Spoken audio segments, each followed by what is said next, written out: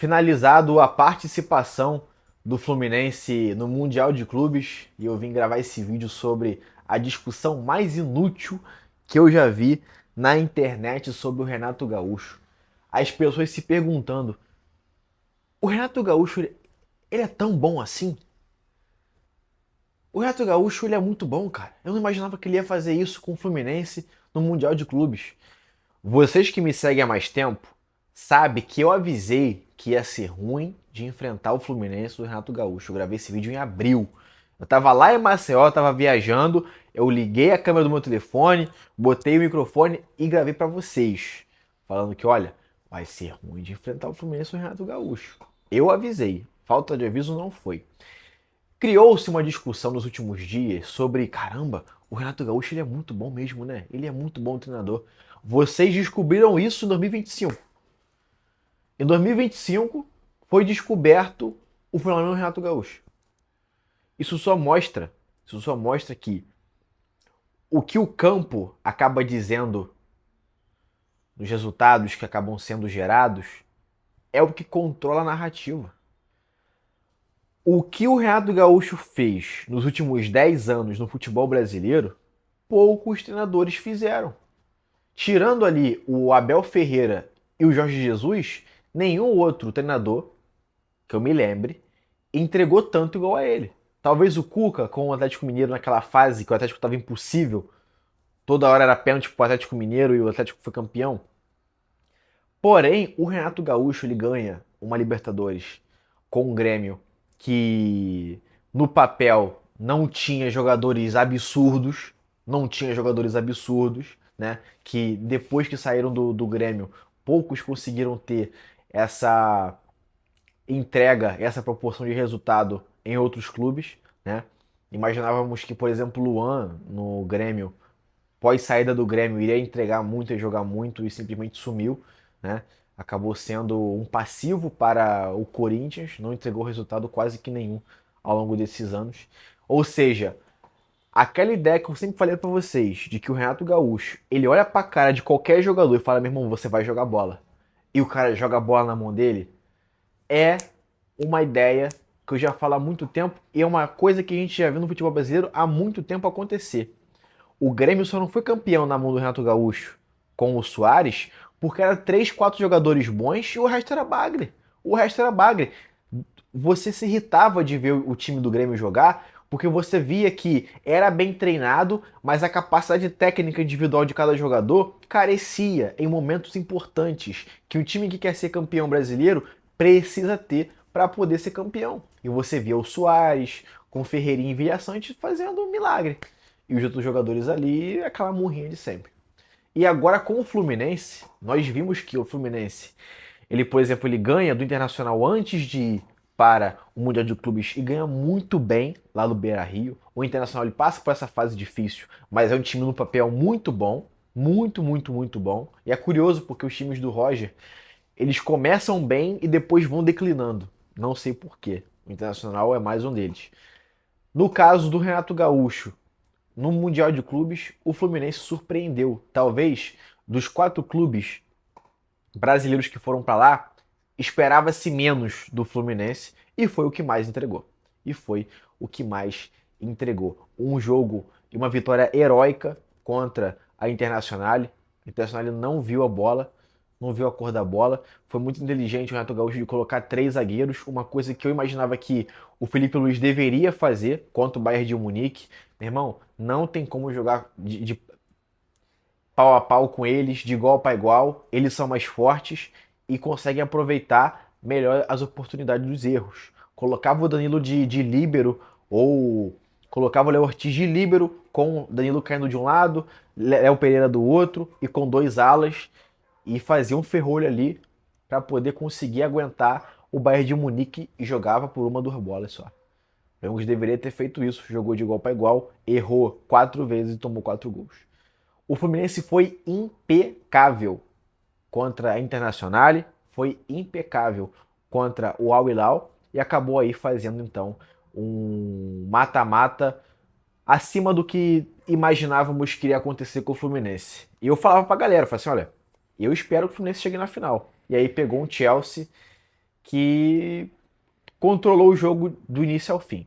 Eu ainda continuo achando que foi pênalti. Aquele braço, a bola bateu no braço do cara. Eu ainda acho que foi pênalti. Minha visão, tá? Roubaram o Fluminense. Pra mim foi pênalti naquele lance. E quando você é roubado dentro de campo, você perde um pouco da concentração. E essa concentração quem ganha é o adversário. Concentração essa que faz você perder a bola em momentos importantes do jogo e por aí vai. O Chelsea mereceu vencer, mas o Fluminense foi prejudicado sim pela arbitragem. Para mim foi pênalti. Para mim, eu falando, para mim foi pênalti, tá? O João Pedro jogou muito bem contra o Palmeiras, jogou muito bem contra o Fluminense. A lei do ex foi inevitável, ele fez 2 gols. Minha visão, tá? Para a próxima Copa do Mundo, é muito importante que a FIFA tire essa janela de transferências especial. Sabe por quê? É muito desigual para os clubes da América Latina, da África e da Ásia. Te dou um exemplo. O Chelsea não estava bem na fase de grupos. Chega o João Pedro, custando ali 80 milhões de libras, e resolve 2 jogos. Só isso, no mata-mata. Aí eu te pergunto, qual que é a chance do Fluminense pegar 80 milhões de libras no Pix e contratar um jogador que iria resolver o problema do Fluminense dentro de campo? Qual que é a chance disso acontecer? É muito pequena, é muito pequena. Eu não lembro quando que o Fluminense contratou um cara acima de 50 milhões de reais. Eu nem sei se isso já aconteceu. Acho que foi o máximo 36, 40 milhões de reais. Foi o mais caro do Fluminense. Ou seja, você imagina a disparidade. Um precisa de um jogador, né? Veio do Brighton lá, o João Pedro. 80 milhões de libras no Pix. Vem o cara e bota o mata-mata do Mundial no bolso. Então eu acredito que é muito desigual para os clubes, né, que não são europeus, que não são da Arábia, essa janela de transferência especial. Porque, mas o Fluminense trouxe o Soteldo. Porra, eu fiz um vídeo falando que o Soteldo poderia ser uma boa alternativa para o Fluminense, veio machucado. Eu acredito que ele ainda vai melhorar, né, na mão do Renato Gaúcho, no Fluminense. Mas é desigual, galera. O Fluminense não pagou 80 milhões de libras no Soteldo. O Chelsea estava mal, perdeu para o Flamengo. Quando chega agora o João Pedro, joga 2 jogos e acabou colocando os 2 jogos no bolso. Jogou muito bem contra o Palmeiras, muito bem, muito diferente, muito acima da média. E jogou muito bem contra o Fluminense, fazendo aí a lei do ex. Então, para mim, essa discussão sobre a qualidade do Renato Gaúcho é uma discussão que nem deveria ter sido feita ao longo dessa semana, porque a gente sabe, antes mesmo de ter o Mundial, que ele é capaz de muita coisa. O Flamengo jogou muita bola na mão dele, o Grêmio teve títulos ali improváveis de ganhar e ainda assim foi campeão com ele. Poderia ter ganhado mais se tivesse 3, 4 jogadores de qualidade e ainda assim ele entregou resultado na medida do possível. E com o Fluminense agora, eles ganham uma confiança muito grande do seguinte: galera, olha o que a gente já fez. Olha onde nós chegamos no Mundial de Clubes. O quão longe a gente foi. Então isso vai servir de mais de preleção positiva para os jogadores do tipo, a gente já fez muita coisa. Então pode servir de um gás absurdo para os jogadores do Fluminense o que aconteceu no Mundial de Clubes. Eles vão ter ali um track record e uma sinapse na cabeça deles de que, tipo, já fizemos coisas grandiosas esse ano e podemos fazer mais. Vem, então, com uma autoestima muito grande pós-Mundial de Clubes. Foi o brasileiro que chegou mais longe.